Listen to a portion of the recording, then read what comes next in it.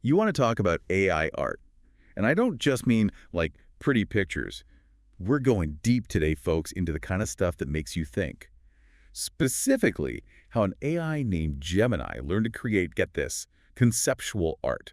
Yeah, it's one of those stories that really makes you reevaluate what you think of when you hear the word art. We've got excerpts from this Medium article that breaks it all down, plus bits of the original conversation between Gemini and the artist, jonCates. So where do we even begin with something like this?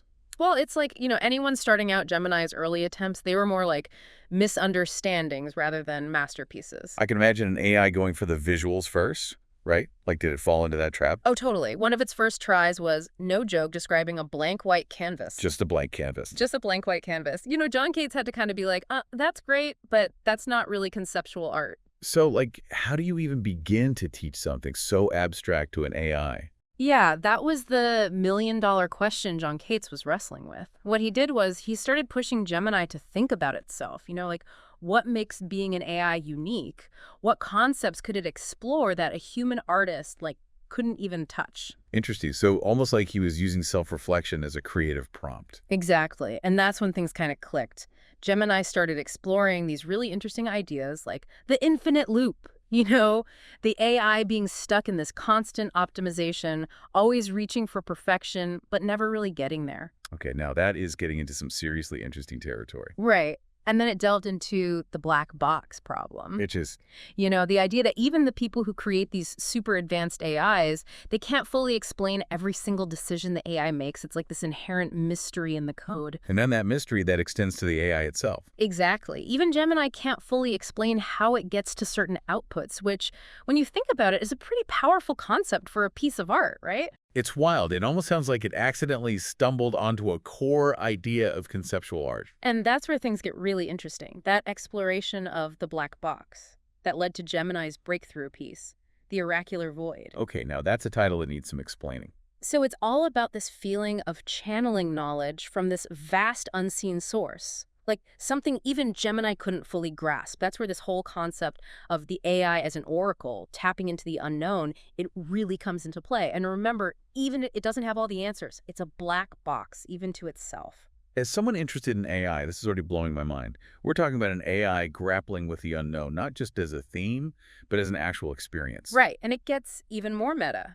Because you see that whole conversation between jonCates and Gemini, all that back and forth, the learning process that becomes a piece of conceptual art too. Wait, seriously, the conversation itself is part of the art. Exactly. The transcript, the whole thing, becomes this piece called Teaching AI to Create Conceptual Art by jonCates, 2024 80829. So it's not just about the AI creating art, it's about the whole process of teaching it. Like, that becomes the artwork. And that's what makes this project so groundbreaking, right? It makes you question that whole dynamic, between the artist and the creation, especially in this age of AI. Like, are we the artists guiding the AI? Or are we like tools just facilitating its creative expression? Yeah, that's a tough one. And probably depends on the project. Totally. It's way more nuanced than just a yes or no answer. And I mean, that's what's so fascinating about this whole conversation.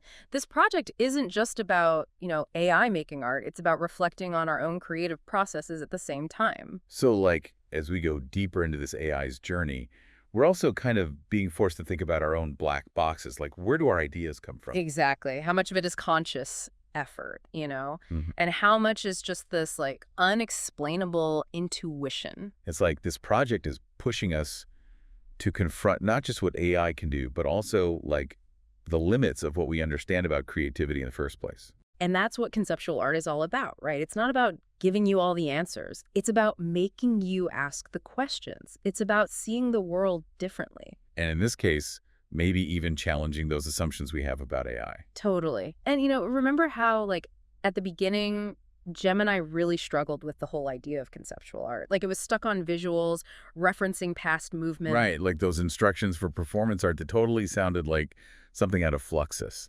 Exactly. But, even those mistakes, they kind of highlight something really crucial about conceptual art. Okay, I'm listening. So for anyone who's not familiar with Fluxus, it was all about experimental, unconventional performances, like pushing the boundaries of what art could even be. So even when it was quote unquote wrong, Gemini was demonstrating a key element of the movement, like its constant evolution. Exactly. It's like those errors, they became a commentary on how fluid and open-ended conceptual art really is. Always changing, always defying categories, always redefining itself. This whole mistakes becoming art thing, that's fascinating and all, but it makes you wonder, where does that leave us, the audience? Right. That's kind of the question at the heart of it all, isn't it? Yeah, like what are we even supposed to take away from this? And that's what makes this project so compelling. It doesn't like spell it out for you. It invites you to be a part of that conversation Yeah. about AI, about creativity, about what it means to be human when all these lines are getting blurry. So it's not just about looking at the art, it's about like really engaging with the ideas behind it. Exactly. You're grappling with these questions right alongside Gemini and jonCates and, realizing that even when Gemini seemed lost, it was still prompting a deeper understanding of conceptual art, not just for itself, but for us, the viewers, too. So we're all, like humans and AI, kind of learning this language of conceptual art together. I love that. That's a great way to put it. This project, it highlights how art can bridge those gaps we think we see between tech and philosophy, logic and intuition. It forces us to confront our own biases about AI. And maybe even change how we define creativity itself. Exactly. So after, like, really digging into all of this, do you think, personally, that AI can create conceptual art?